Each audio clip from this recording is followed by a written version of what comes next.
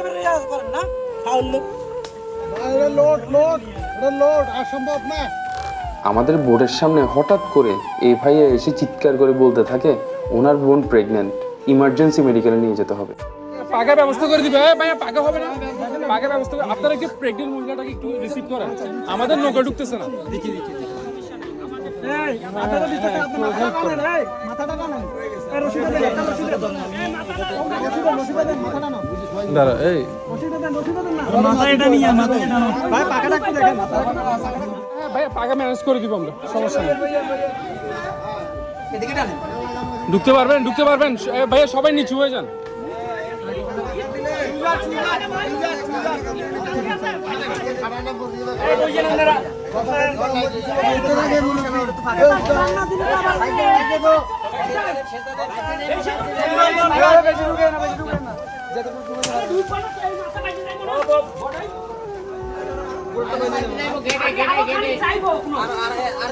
যাবে না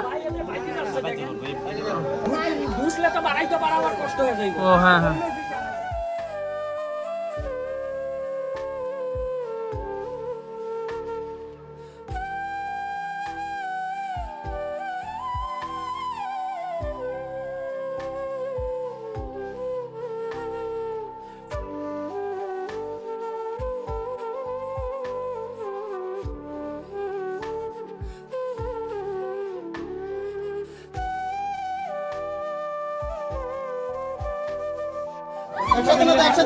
আস্তে আস্তে আস্তে আস্তে কিরে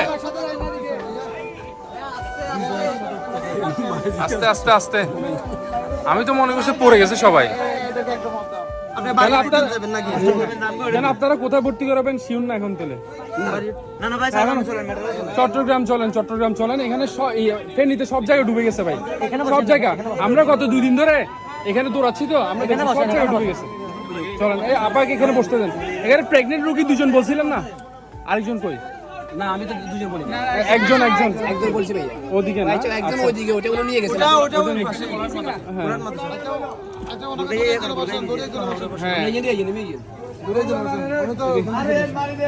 এ ভাইয়া আপনি একটু সরে যান, আপনারা দুজন ছেলেরা সরে যান, ওখানে মহিলারা আছে তো, আপনারা সরে যান। বসেন এই গাড়িতে আমাদের ব্যাগ দিয়েছে, ব্যাগগুলো দিয়েছে আন্টি আপনি এখান দিয়ে বসেন, পাশে দিয়ে বসেন। এই গাড়িতে ব্যাগ দিয়েছে আন্টি আরেকটু চাপেন, এদিকে চাপেন। হ্যাঁ আবু আপনি আরামসে বসেন। মাঝখানে থাক এই এদিকে বসেন